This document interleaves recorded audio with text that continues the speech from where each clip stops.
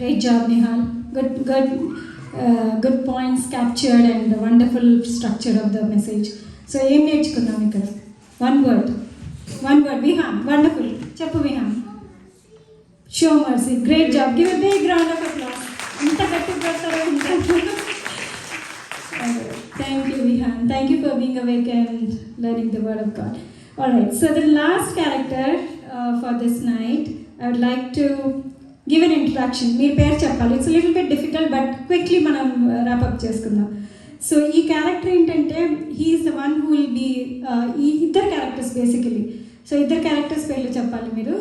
Veelliddaru Jesus ni chanipoyaka ayanaki anni spices rastaru, precious spices avanni rastuntaru.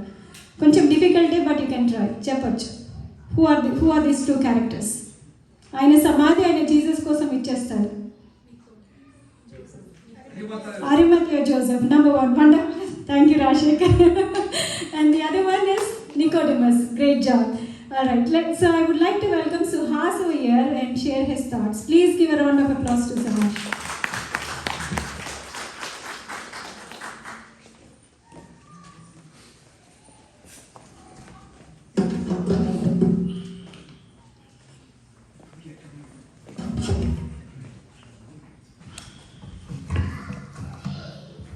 Hello, my name is Suhas, and my topic is Nicodemus and Joseph of Arimathea. So who is Nicodemus? Nicodemus was in the Gospel of John. He was a member of the powerful Jewish high council called the Sanhedrin. He was mentioned 3 times in the book of John. The Sanhedrin is also known as the Supreme Court in ancient Israel. He was present at the time of Jesus' preaching and crucifixion. Nicodemus' encounter with Jesus made a big impact on his life. Who is Joseph of Arimathea?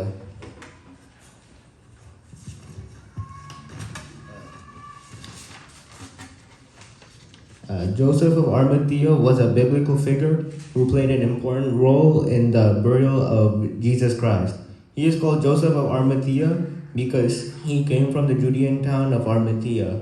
According to John chapter 19 verse 38, Joseph had a faith in Jesus and was considered a disciple. This happened despite his being a member of the Sanhedrin, who were as a group bitterly opposed to Christ. How is Nicodemus connected to Jesus? As I stated earlier, Nicodemus was mentioned 3 times in the book of John. Those were the 3 times he was encountered with Jesus. The first time in John chapter 3 verse 2, Nicodemus came to Jesus at night and said, "Rabbi, we know that you are a teacher who has come from God. For no one could perform the signs you are doing if God were not with you." Nicodemus was attracted to Jesus by the miracles, but was not fully convinced that he was the Messiah. So coming to Jesus at night might have been a way for him to take the next step in believing Jesus was the Messiah. Nicodemus was not yet fully convinced of Jesus' divinity, had seen the miracles Jesus performed. Comparing what he knew from the Old Testament and the expectation of the Messiah, he planned for a way to see Jesus. Therefore, he came honestly seeking after God to know the truth, but not to test his patience or plot him to death. The second time Nicodemus had an encounter with Jesus was mentioned in the Bible when he defended Jesus from the Jewish council in John chapter 7, 50 to 51. Does our law condemn a man without first hearing him to find out what he has been doing? Most of the Pharisees hated Jesus and desired to seize him. Nicodemus had become a secret believer, and he risked his reputation when he spoke in favor of Jesus. The third time Nicodemus had met Jesus was after Jesus' crucifixion in John chapter 19 verse 39. He brought 75 pounds of perfumed ointment to be used in preparation for Jesus' burial. The perfumed ointment, which was made from myrrh and aloes, indicates that Nicodemus had great respect for Jesus. By the time of Jesus' crucifixion, Nicodemus had grown bold enough to publicly reveal what he now believed. How is Joseph of Arimathea connected to Jesus? Joseph of Arimathea was a wealthy and honored member of the Sanhedrin. Him and Nicodemus were secret followers of Jesus and changed in the process of Jesus' death. At first, he was afraid to make his allegiance known because of his high position in the Sanhedrin. But Jesus' death led them to risk even their reputations and courageously stepped out to provide for Jesus' burial. They came out of hiding to give Jesus the proper burial. Their actions proved how they were willing to give up everything for Jesus in the end. Joseph had a faith in Jesus and was considered a disciple. This happened despite his being a member of the Sanhedrin, who were, as a group, bitterly opposed to Christ.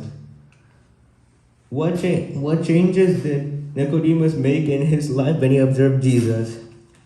As I stated earlier, that during the crucifixion of Jesus in John chapter 19, verse 39, he brought 75 pounds of perfumed ointment. The perfumed ointment was made from myrrh and aloes, and he was bold enough to tell Jesus he was bold enough to tell the people that he believed in Jesus.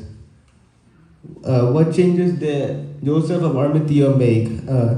As he was a secret follower of Jesus, and following Jesus would risk his reputation, he was bold enough to tell that he believed in Jesus at the end.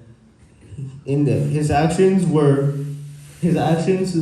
proved how he was willing to give up everything. What can we learn from Nicodemus? I believe that Nicodemus had a soft heart and he wanted to authentically serve the Lord. He may have struggled with similar self-righteousness and pride as the other Pharisees did, and many of us do. But overall, deep in his heart, he wanted to follow the Lord. I believe many of us are like Nicodemus. We struggle to be like the Pharisees, but deep in our heart, we want to follow the Lord.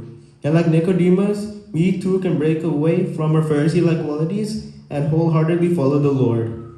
What can we learn from Joseph of Arimathea? Joseph of Arimathea also held to his belief in Jesus and had a faith in him despite his surroundings. Let's not follow the crowd, but always follow Jesus. Blessed are the ones who believe in him. It's never too late to come to Jesus. The invitation is still open to all of us. Thank you.